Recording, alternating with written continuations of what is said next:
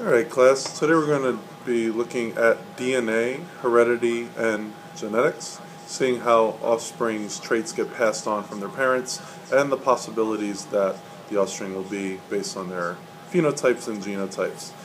Joke I put on the top left are geneticists. They do it for the inheritance. Inheritance means money, it also means with children. Genetics is the study of heredity. That's again how traits get passed on from your parents to your offspring. So here I have two lab retrievers, a Labrador is just like my Daisy dog. If you have a black lab and a white lab, you could actually have different combinations of Labradors. You could have the golden labs, looks like my Daisy. You could also have multicolored labs, and we're going to study why the DNA actually determines this and how it makes it work.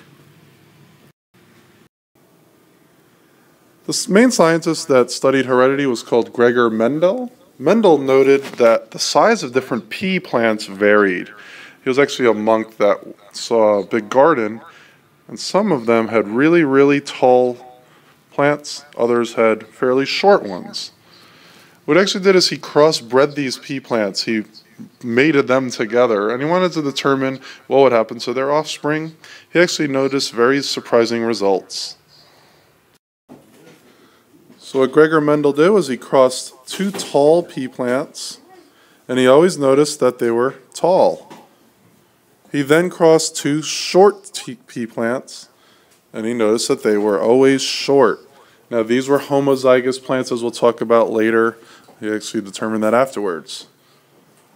Finally, Mendel decided to cross a tall plant and a short plant, and he noticed that he always got a tall plant here. Now here's one of the essence of genetics. He actually took those tall pea plants from the previous step, and then he mated them with itself.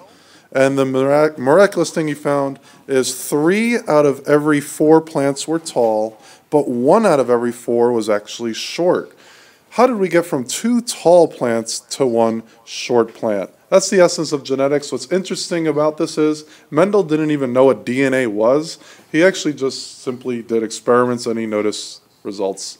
And then we actually learned about DNA about 70, 80 years later. So later on, Watson and Crick, the two main scientists that discovered DNA, noticed that each person has 2 pairs of chromosomes. Chromosomes are made up of section called genes. So in each one of these pairs of chromosomes, you can see dark bands, light bands. If I zoom in on number 11 right here, the little black band here will represent possibly 1 gene. The next black band could represent a different gene. All of these genes determine the traits of your self. So you might have this gene might represent dark hair. This gene might represent being tall, and so on. So when you have 2 pairs of chromosomes, there's a chance that you either get 1 copy of your DNA or the other copy of your DNA that will get passed on to your offspring. Some vocabulary you need to know for genetics. There are 3 different kinds of genes. One will be a dominant gene. Dominant, it will always get expressed and hides others. So when I had 2 tall plants that were both dominant, they obviously didn't have any other genes. You had to have a tall plant. You could also have a different gene that's called recessive, and a recessive gene that's expressed only when the dominant isn't present. 2 short plants that are recessive will always make a short plant because you don't have any dominant genes. Finally, you also have what's called a codominant. That's genes that work together to produce a 3rd trait. That's why certain people have eye color that may not be pure brown or pure blue. You might have hazel and other shades of those colors. Now in genetics, we're going to use what's called a Punnet Square. That's a tool we use to predict the traits of the offspring. Letters are used as symbols to designate genes. You have to use a capital letter for dominant. Use a lowercase for recessive. And genes, again, always exist in pairs because you have 2 copies of each chromosome. Each copy will come, 1 from the mom and 1 from the dad. We're going to be looking at the case of the Munsters. If you notice the Munsters right here, the child had his hair going down in a little V shape right there.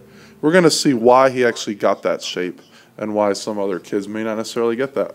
It's called a widow's peak, which some of you guys might actually have the hairstyle like that. Again, widow's peak is a dominant trait. Let's symbolize it with a capital W. No widow's peak will be a lowercase w. So no widow's peak will be recessive. That'll be a lowercase w.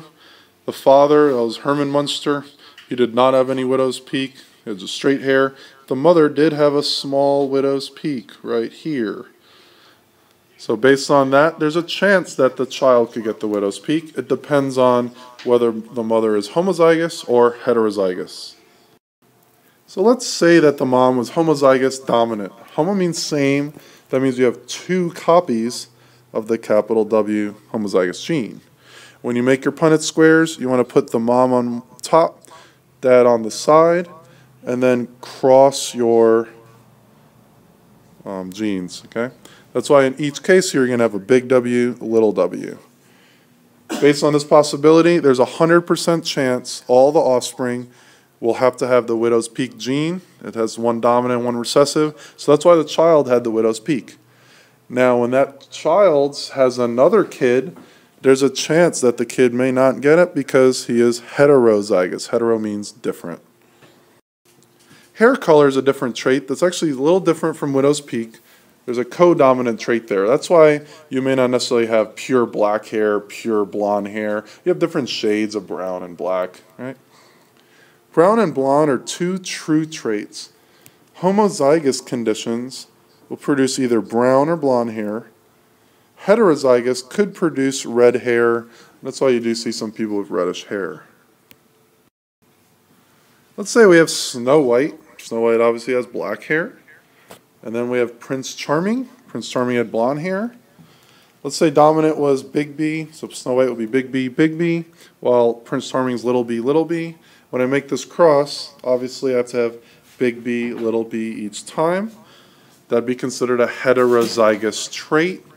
So the child should have, all the children would be like Carrot Top. He's going to have an orangish, reddish hair because, remember, he's heterozygous. Heterozygous means you have both copies of the genes.